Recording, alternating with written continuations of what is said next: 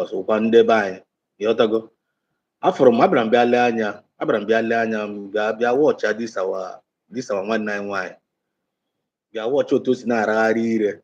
Yotago bia watch her step. Right from that time on that na suspension.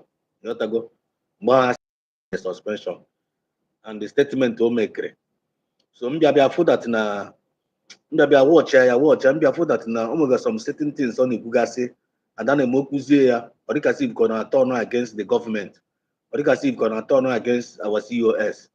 So mbia watch ya program nde oge nkere ha ma bia fuzie ha na jizi ya na-emezi topic yotago ha ma werezi ya na-emezi topic na castigate the government na castigate the COS.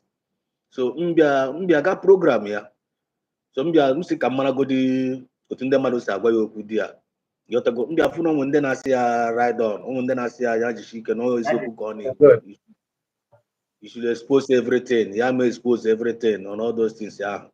So mbia ga na side nke oge nkira mbia si ka mbia gee ha ntị mbia notice that na nwanne disipụlụkwara ndị akwa na onye disipụlụkwara ndị nwaanyị a jikwa aka ya wee mee ha expose werekwa aka ha chụkpuo ha official ha bia mezie ha dizie voiceless.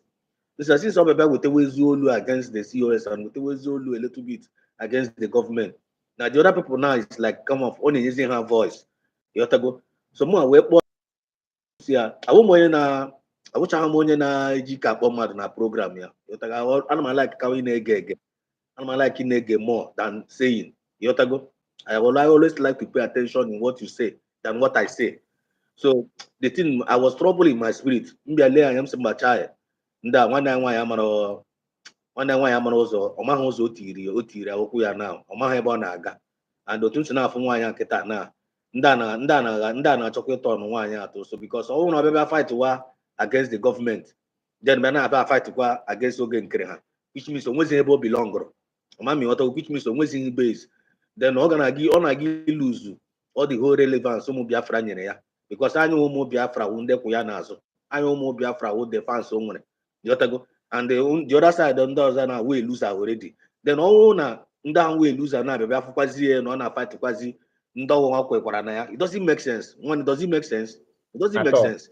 So mu asimba kama m ga anokwa here odi here eme nwanne m nwanyị. Let me put a voice. Ka m kpọọ ya ka m nyekwa ya advice. Which I called her. Nsa nwanne ya azam. Nsa nwanne na here anyị na-eme kịta now.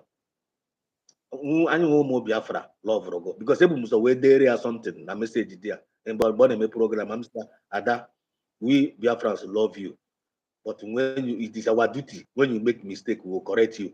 So you want full comment ma we ma address that my comment amamoto so hapụcha comment ndị niile no dia ya meweze my address ya sị m na onye kwanu ka nwo na m ja na mkpọ na phone kọwara ya otu si na-eme mistake ahụ mkpọwazie na phone. So much as buze my call. Mr. Normal when you did that comment I'm there. Yes, okay, came to the Mr. One number one, even 191. Used to wear fighter for this government. Used to work at Finland. Used to wear bid or this place. Never in a gaketa na drama. You're supposed to play a role of a mother. It is supposed to play a role of a mother where guide there this movement and where issues. We all go know anything to discover. A gay guy inside, the guy solve where then they move there aside. Never na forget na gaketa na. Ndị a na-achọkweta ọnụ kwagoto osuo na ndị a na-achọkweta ọnụ kwagoto and ọ ga-adị mma na anyị ga-agbakwa nkịtị ndị anyị mee ga-atọ ọnụ ogoto oso ya sịrị m ekwukwo na like that na onwe na-aga ịtọ ọnụ ya toso nsi advice ka mụ na-enye gị so ọ ka aka mma na ka ịkwado onwe ugwu kịta na because if you continue this way ị ga-enwezi base onye m gwara ya ọ raghị ahụ like almost to getting to 1 week plus na nwanne ihe mkwuru ihe ya pụtazie full declare ezi onwe ya sa n'ụsọ kịta na onwezighị base ahụ.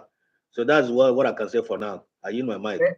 Thank you so much. Thank you. If I find the drug about that now, it is not clear that your message actually manifested. Even the message manifests as as faster as anybody can think. But that's the super. Let's continue here. So